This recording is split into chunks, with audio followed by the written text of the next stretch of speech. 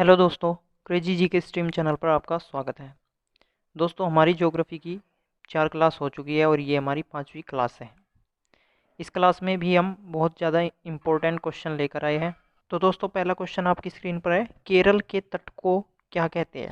आपसे पूछा है केरल के तट को क्या कहते हैं। इसका राइट आंसर होगा ऑप्शन नंबर ए, मालाबार तट। अब देखिए दोस्तों, मालाबार तट जो है वो केरल राज्य में अवस्थित पश्चिमी घाट, ये देखिए ये है पश्चिमी घाट, और अरब सागर है इधर। अरब सागर के बीच भारतीय प्रायद्वीप के पश्चिमी तट जो ये है ना, ये इसे कहा जाता है पश्चिमी तट, और ये है पूर्वी तट। तो पश्चिमी तट के समांतर है, आप देख सकते हैं, एक पतला तटवर्ती क्षेत्र है जो मालाबार है। ठीक है, अब बात आती है प्रायद्वीप क्या होता है। इसमें एक ज्योग्राफिकल टर्म्स आया है ना दोस्तों, प्रायद्वीप। तो प्रायद्वीप वह भूभाग होता है जो 3 ओर से पानी से घिरा हो और एक ओर से स्थल से मिला हो, जिस जो 3 ओर से पानी से घिरा हो। अब देखिए भारत को ही देख लीजिए, इधर हो गई बंगाल की खाड़ी, नीचे हो गया आपका हिंद महासागर, और इधर है अरब सागर। ठीक है, तो भारत के 3 ओर क्या है, भारत 3 ओर से पानी से घिरा है और एक ओर से स्थल से मिला है, जो आपका उत्तरी साइड है उस साइड से भारत स्थल से मिला हुआ है। तो भारत क्या है, एक प्रायद्वीप है। ठीक है, आगे देखेंगे भारत के पश्चिमी तटीय मैदान का विस्तार। जो पश्चिमी तट है ना दोस्तों, वो गुजरात तट से लेकर केरल के तट तक है। इस मैदान को 4 भागों में विभाजित किया जा सकता है। पहला है गुजरात का तटीय मैदान। गुजरात के जो तटीय मैदान है उसे 3 तटीय मैदानों, जो कि कच्छ, काठियावाड़ और सौराष्ट्र, इन 3 तटीय मैदानों में बांटा जा सकता है। अगला है कोंकण का तटीय मैदान। यह है कोंकण तट। कोंकण का तट कौन सा है, महाराष्ट्र, और जो गोवा का तटीय मैदान है ना दोस्तों, उसे कहा जाता है कोंकण तट। इसके बाद आता है कन्नड़ तट। कन्नड़ जो कर्नाटक का जो तटीय मैदान है उसे कन्नड़ तट कहते हैं, और साथ ही साथ इसे केनरा तट के नाम से भी जाना जाता है। तो आपसे क्वेश्चन में केनरा तट के बारे में भी पूछा जा सकता है, जो कि कन्नड़ तट है। ठीक है, इसके बाद आता है मालाबार का तटीय मैदान। अब मालाबार का तटीय मैदान कौन सा है, जो केरल का तटीय मैदान है। ठीक है, जहाँ पर केरल का तट है उसे क्या कहा जाता है, मालाबार तट। अब क्वेश्चन में आपसे देखिए क्या पूछा है, केरल के तट को क्या कहा जाता है, तो आंसर क्या होगा, ऑप्शन ए, मालाबार तट। अगला क्वेश्चन है, आंध्र प्रदेश और तमिलनाडु के तटीय भूभाग को क्या कहते हैं। आंध्र प्रदेश और जो तमिलनाडु है उसका जो तटीय भूभाग है उसे क्या कहा जाता है, तो इसे भी देख लीजिए, उसे कहा जाता है दोस्तों कोरोमंडल तट। अब ये देखिए यहाँ पर ये है आंध्र प्रदेश, ये यहाँ तमिलनाडु। तो आंध्र प्रदेश और तमिलनाडु के बीच में जो ये तट है ना, इसे कहा जाता है कोरोमंडल तट। कोरोमंडल तट। तो कोरोमंडल तट भारतीय उपमहाद्वीप का दक्षिण पूर्वी तट क्षेत्र है। इसे तमिलनाडु तटीय मैदान, आपसे ऐसे भी पूछा जा सकता है कि तमिलनाडु तटीय मैदान किसे कहते हैं, तो कोरोमंडल तट को ही कहते हैं। इसे तमिलनाडु तटीय मैदान या कोरोमंडल तट कहते हैं। ठीक है, तो इस क्वेश्चन का आंसर क्या होगा, इस क्वेश्चन का आंसर होगा ऑप्शन नंबर बी, कोरोमंडल तट।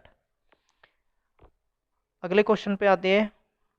अगला क्वेश्चन है, भटकल पत्तन किस राज्य में स्थित है। भटकल पत्तन किस राज्य में स्थित है, तो इसका आंसर होगा ऑप्शन नंबर डी, कर्नाटक।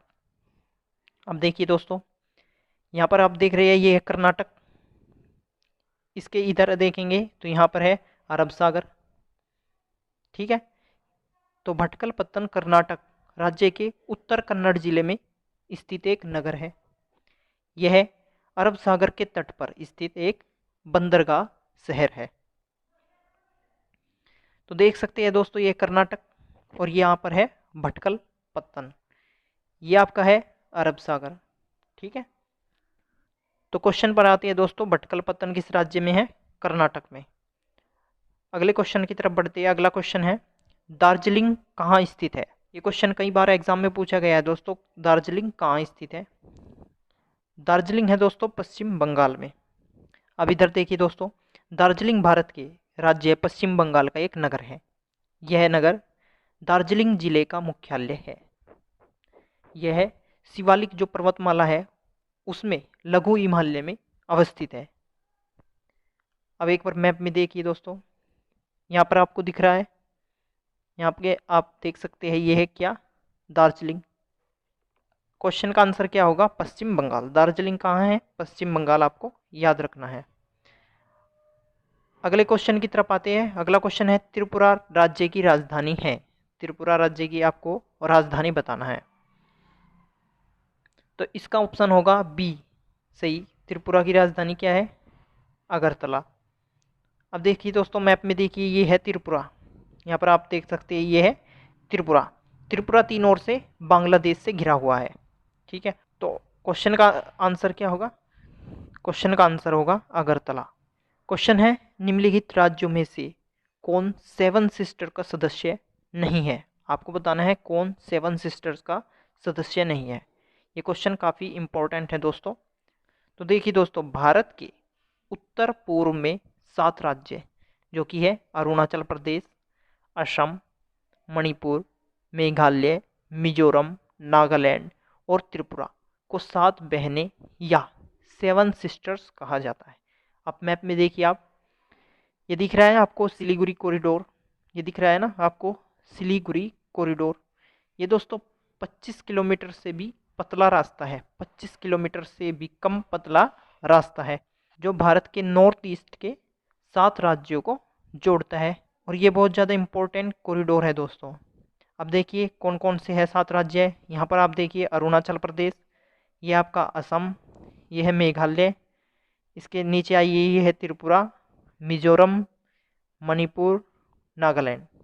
तो कितने राज्य हो गए आपके, टोटल 7 राज्य हो गए दोस्तों।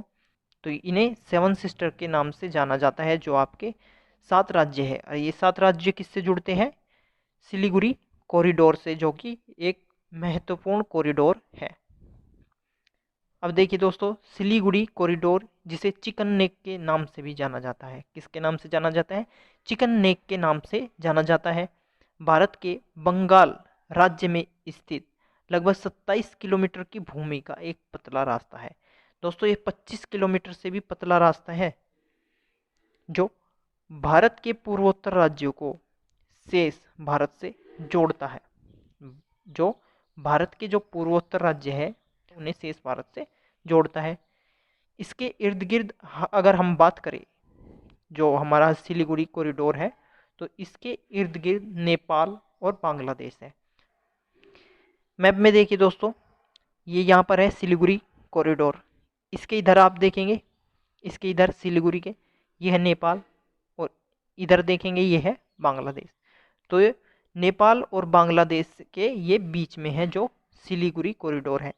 ये भारत के 7 पूर्वोत्तर राज्यों को जोड़ता है, आपको याद रखना है। तो दोस्तों क्वेश्चन पर आते हैं। क्वेश्चन है, निम्नलिखित राज्यों में कौन 7 सिस्टर्स का सदस्य नहीं है। तो नागालैंड है, मिजोरम है, अरुणाचल प्रदेश भी है, लेकिन पश्चिम बंगाल नहीं है। तो आंसर क्या होगा इसका, पश्चिम बंगाल। अगले क्वेश्चन की तरफ आते हैं। अगला क्वेश्चन देखिए, निम्नलिखित राज्यों में से किस राज्य की समुद्री सीमा नहीं है। मैप में देख लीजिए आप एक बार, गोवा देखिए आप, गोवा के इधर क्या है, अरेबियन सी, तो इसकी तो समुद्री तट रेखा है ना। उसके बाद महाराष्ट्र देखिए आप, महाराष्ट्र भी समुद्र के किनारे है, अरब सागर के किनारे है। गुजरात को लीजिए आप, देखिए गुजरात को लीजिए, गुजरात के इधर भी अरब सागर है। अगर गुजरात के इधर आपसे पूछता है तो गुजरात के इधर क्या है, तो गुजरात के इधर है खंबात की खाड़ी, तो ये भी आपसे पूछा जा सकता है। ठीक है, अब ऑप्शन बचा आपका मध्य प्रदेश। अब देखिए मध्य प्रदेश के इधर उधर क्या कोई समुद्र है, नहीं है ना। आप याद रखेंगे जो भारत के 9 राज्य है, भारत के 9 राज्य समुद्री सीमा से लगते हैं। ठीक है, भारत के 9 राज्य समुद्री सीमा से लगते हैं, गुजरात, महाराष्ट्र, गोवा, कर्नाटक, केरल, तमिलनाडु, आंध्र प्रदेश, उड़ीसा, पश्चिम बंगाल। अगर बात करें भारत के केंद्र शासित प्रदेश की, तो 4 केंद्र शासित प्रदेश समुद्री सीमा से लगते हैं। देखिए वे कौन कौन से हैं, अंडमान निकोबार, लक्षद्वीप, पुदुचेरी और दमन दीव। तो दक्षिण भारत में पश्चिमी तट पर 5 राज्य और पूर्वी तट पर 4 राज्य तटीय प्रदेश है। कैसे? एक बार फिर आप मैप में देखिए, गुजरात, उसके बाद आता है आपका महाराष्ट्र, उसके बाद नीचे चलिए गोवा, कर्नाटका, केरला। तो कितने हो गए दोस्तों? 5 हो गए आपके, जो कि आपके पश्चिमी तट पर है। अगर बात करें पूर्वी तट की, तो पूर्वी तट पर देखिए आपके बंगाल, बंगाल है ना, उसके बाद उड़ीसा देखिए, उसके बाद ये है आंध्र प्रदेश और ये है तमिलनाडु। तो यहाँ पर कितने हैं पूर्वी तट पर? 4 राज्य हैं। कौन कौन से हैं? बंगाल, उड़ीसा, आंध्र प्रदेश, तमिलनाडु। तो आपको ये याद रखना है दोस्तों। तो इसका आंसर क्या होगा? ऑप्शन नंबर डी इसका राइट आंसर होगा। ऑप्शन नंबर डी जो मध्य प्रदेश है उसकी कोई समुद्री सीमा नहीं है। अगले क्वेश्चन की तरफ बढ़ते हैं। अगला क्वेश्चन है, नंदा देवी चोटी किस राज्य में स्थित है? नंदा देवी चोटी किस राज्य में स्थित है? आपको बताना है इसका आंसर क्या होगा। तो दोस्तों इसका आंसर है उत्तराखंड। अब देखिए, नंदा देवी पर्वत भारत के उत्तराखंड राज्य के अंतर्गत गढ़वाल जिले में स्थित है। किस जिले में है? गढ़वाल जिले में स्थित है। यह पर्वत हिमालय के दक्षिण पूर्वीय क्षेत्र का प्रसिद्ध पर्वत शिखर है। किसका है? हिमालय के दक्षिण पूर्वीय क्षेत्र का। यह कहाँ स्थित है? गढ़वाल जिले में। कौन से राज्य में? उत्तराखंड में। अब देखिए मैप में देखिए, यहाँ पर है गढ़वाल जिला और ये है नंदा देवी पर्वत। झीलों के अध्ययन को क्या कहा जाता है?